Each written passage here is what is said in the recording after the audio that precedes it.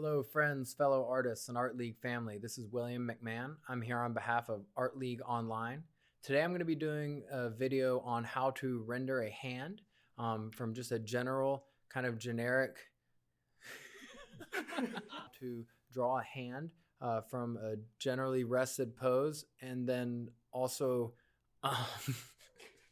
showing the general proportions of it just outstretched in a casual manner. And then I'm going to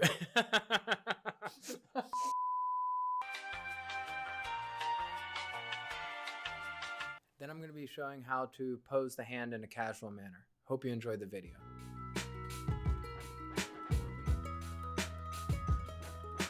So right off the bat, some general proportional relationships to keep in mind when drawing a hand. If we're spread out like this in just kind of a relaxed mode. From the wrist to the first knuckle is going to be approximately the same length as the knuckle to the top of the middle finger.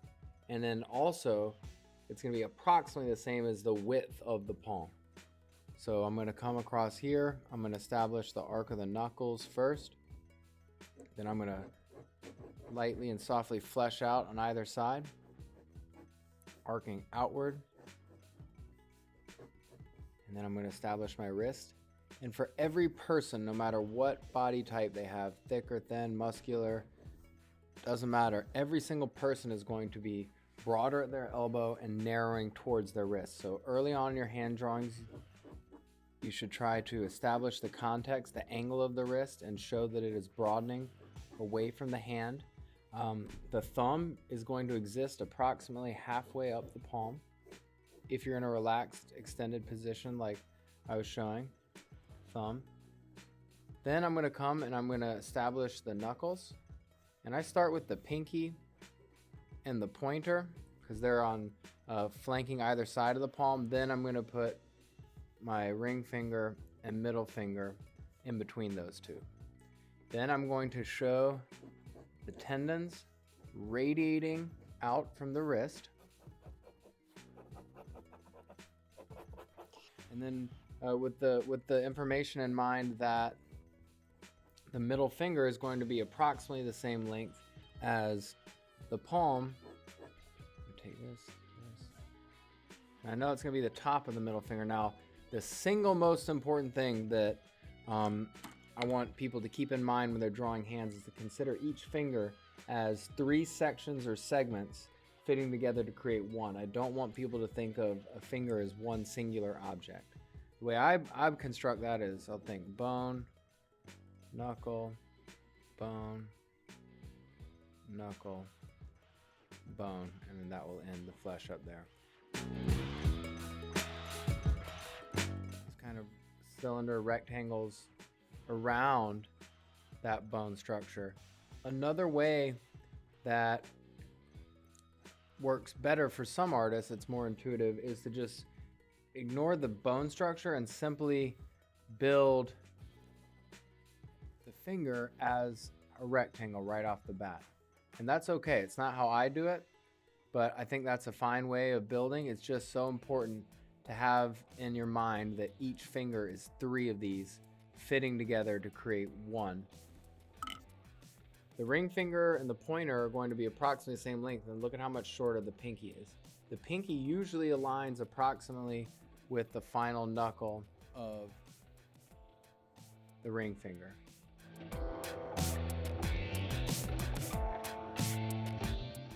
If you have your hand outstretched in a casual mode like this, and then you follow the arc of these first knuckle of each finger, that's going to approximately align with where the thumb is going to be existing. The thumb is actually going to be in profile from this angle.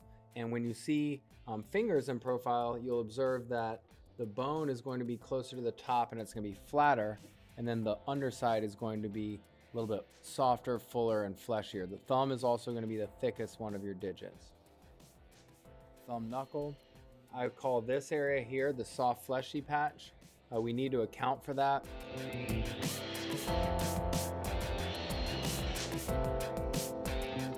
we think thumb knuckle, soft fleshy patch, wrist broadening. Then I'll come through and I will add a little webbing in between the fingers to soften that transition. and then we would do little nuancing as far as making the pointer finger fit more naturalistically into the palm transitioning into the pinky. We would then do things like continue details with fingernails, knuckles, creases, veins, so on and so forth. But for the purpose of this drawing, I just want to show some general proportions to keep in mind and plant a seed for how to build it. Next, what I'm going to do is I'm actually going to show me posing a hand. It's going to be nothing too ambitious. I'm just going to do something like that. Once more, I'll start with the arc of the knuckles. Then I'm going to build the palm, keeping in mind that the palm generically is as tall as it is wide. Every person's going to vary a little bit from these measurements. Then I'm going to show the angle of the wrist. We always try to give context with the wrist, and we think of the wrist broadening as it moves towards the elbow. I'll come across here. I'll show the thumb, which is going to be usually about halfway up the palm. However, if you do more exaggerated poses, it has the ability to move. Then I'm going to establish my pointer, pinky, ring, middle. I'll show the tendons radiating out from the wrist towards each one of the digits. I try to start with the middle finger because it's the longest finger. And again, if this was outstretched, I would know that it would mimic that same size. But I'm going to have a bent finger, knuckle moving away. And then as you start moving away in perspective, and thanks to foreshortening, you can actually have, these bones appear shorter. That's going to appear disproportionately short because it's bending away from the viewer.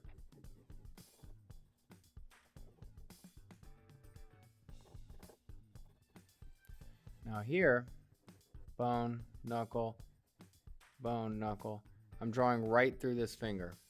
That's not a problem. I can just erase. Never let one object in front of another object dictate to you how you draw the object in the rear. In general, I'm a big advocate for drawing through forms and then erasing. So now I have my bone structure in place. I'm going to go in. I'm going to build my cylindrical forms, my little rectangles.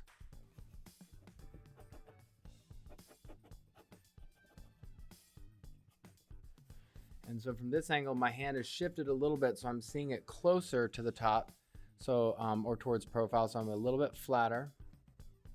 And if this gets confusing, you can go through and erase earlier if it becomes confusing. There's too many lines going on. Here, flat, soft fleshy patch. Now I'm going to go and I'm going to clean this drawing up using my Tombow Mono Zero eraser. Great tool for precision erasing and for creating reductive mark making.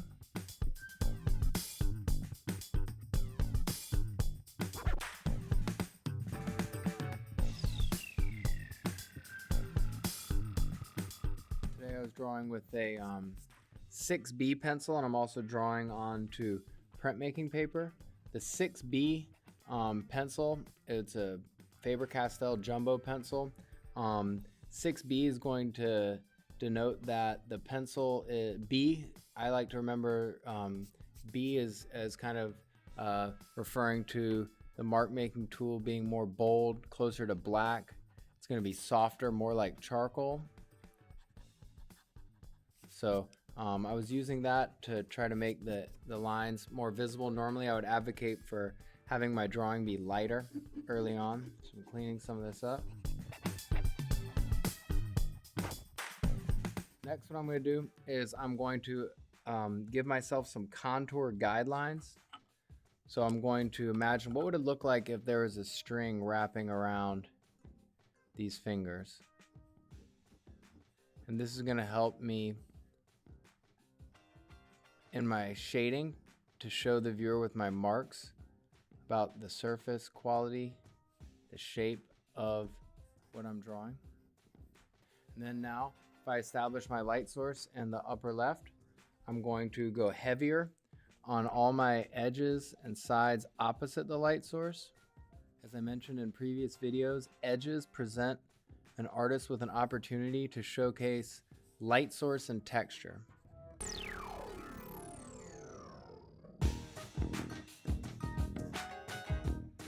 Even without doing any shading, just by having darker values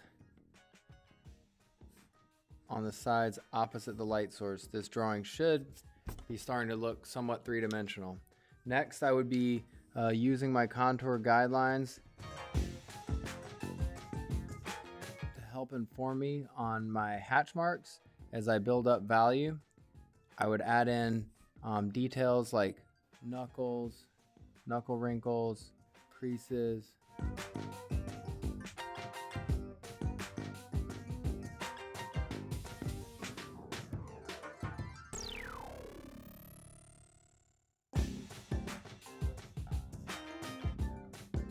I'm just going to keep bouncing around the drawing. It's always important to progress one's drawing as a whole. This helps unify the drawing. It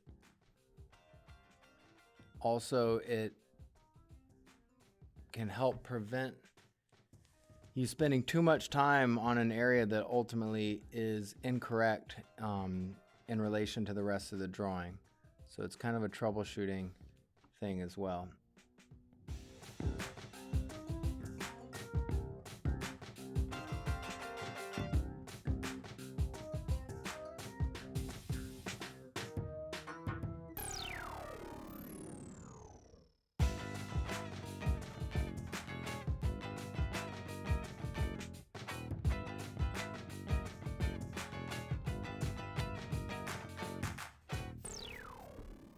Do a little bit of shading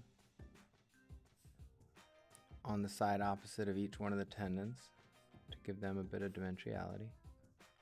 So the final steps, again, I'm following my contours. I'm trying to build my value range. I'm trying to keep the drawing quick. I add my details like knuckles,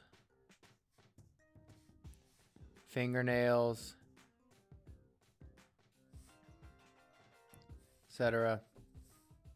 Soften out and minimize some of my original marks.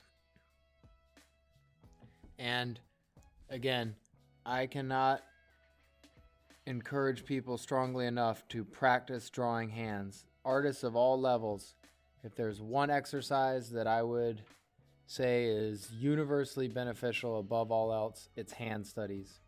You have infinite number of poses available to you. Its ability to practice anatomy on a small scale.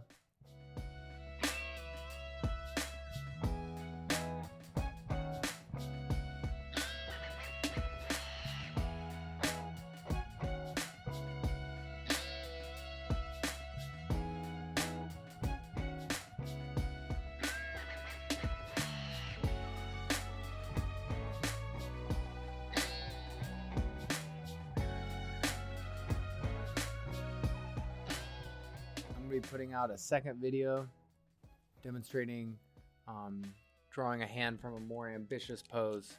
Probably do something like that. So hope you check that out. Thanks again.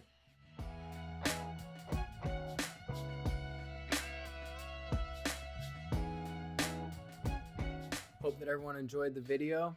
Thank you so much for checking it out. Please consider subscribing to our channel, Art League Online. We have a lot of new videos coming up on the horizon, so stay tuned. Thanks so much.